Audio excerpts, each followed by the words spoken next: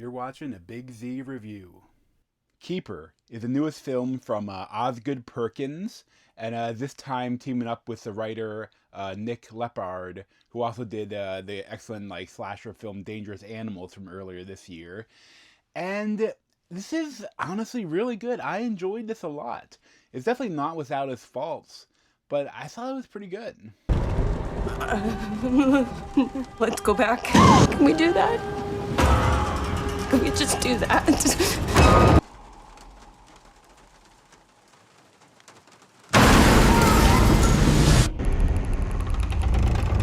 So I loved Osgood Perkins' directorial, his big break, kinda, with long legs. And I also liked Monkey, but not quite as much. I think it came out earlier this year. But on this one, there's another one that, is completely different from every other movie he's done. He also did, a Black Coat's Daughter was, one of his first films. And I didn't love that, but it's still a pretty good horror film. But, this is a really interesting thing where you just throw some money at him and he puts out a original story horror film, and I just hope he keeps doing it, because this is a really beautiful atmospheric horror film, starring Tatiana Maslany as Liz, and she is pretty much there for the entire thing, except for at the beginning of the movie, and throughout you see little montages of these women that seem like they're in love with someone, then they're murdered. And Joseph Sutherland, the son of Donald Sutherland, and he's also the main star in Murder in a Small Town, which is kind of an interesting show. I haven't liked the second season that much. There's a lot of drama, but his character is just, I don't like his acting. He's definitely, I feel like one of the worst Nepo babies from this generation, because there is some actually really good acting Nepo babies, but I just don't like his acting. It's just it's talk like this. I'm a generic white guy that's whole face is beard, and that's just how I am. I'm just a random white guy. Like, I just don't like him, and I think he is the biggest weakness in this film, because if it's just Tatiana Maslany, she is amazing, because she's dealing with things she's not sure, is she going insane, is I feel like she's having an LSD trip, but then she goes to this cabin with this guy she's been dating for a year, and she get there and there's this cake waiting for her from the person that takes care of the house. And he's very insistent on her eating the cake. And it's I think it's pretty fair to say, ladies, if a man offers you anything but refuses to partake in it himself, you probably shouldn't put it in your body. But it's funny, they definitely were able to make eating a chocolate cake look disgusting. But that's kind of the whole impetus for when she starts think she's seeing things. And I love all the cinematography is gorgeous in this. And a lot of times the different merges with there's a rushing brook behind them and a waterfall and the woods, and a lot of times she'll be taking a bath, and then you'll see the rushing water merge with her, almost like she's underwater. Like you said, one of the women looks like she drowned.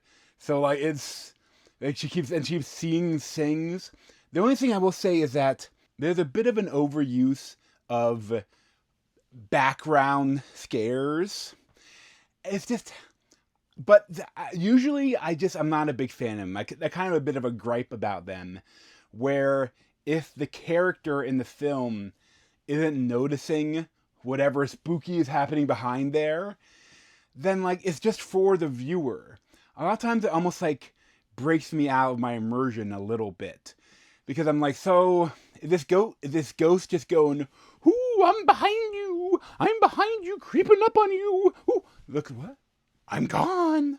It's I think that any scene where there's something behind a person that's just really for the viewer, at the end, like the person should notice it. So they say that that they're also experiencing it. Also, too, in this case where she's worried that she's having like going crazy or having an LSD trip, like I feel like she should be experiencing the stuff instead of just for the viewer. But I kind of like how it works out because I'm not going to spoil what is going on here, but I think this kind of makes sense because like maybe there is something actually happening. So there's some sort of being in the house with her, in the forest with her. So it's like it's actually so we're seeing is real. It's not like a ghost or something. Like so I think it does work. It's still maybe a little bit of overuse of it though. But as a whole, I really enjoyed this. It's definitely a bit of a slow burn, but at the same time, there's just a lot of like little creepy things going on throughout. Like not too many jump scares. And the only thing I wish that because she's on her own, like for reasons, like I expected her to maybe do some more interesting things. Like if she was trying to figure stuff out, I feel like there was stuff she could have like been figuring out along the way. Like still, what is here is I found thrilling and it's, like I enjoyed a lot. But I definitely think if you're not a fan of the slower type of horror films, you might not enjoy it as much. And I will say, I'm not going to spoil it, but towards the end, it goes kind of batshit crazy.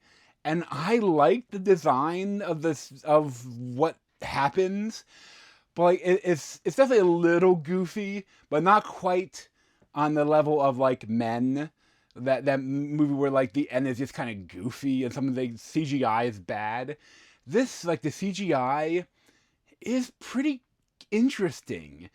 And like some of the design is a little odd, but I still kind of like it. It's kind of cool and unique and like nothing like I've seen before really. So I actually just really appreciated this. I'd probably give it like an 8.5 out of 10, 8.25 out of 10. I'd recommend it if you like that like slow burn atmospheric horror with gorgeous visuals and cinematography. Like this is a great, unique horror film from Osgood Perkins. But thanks for watching. If you want to see more of me, you can subscribe down below. Thanks.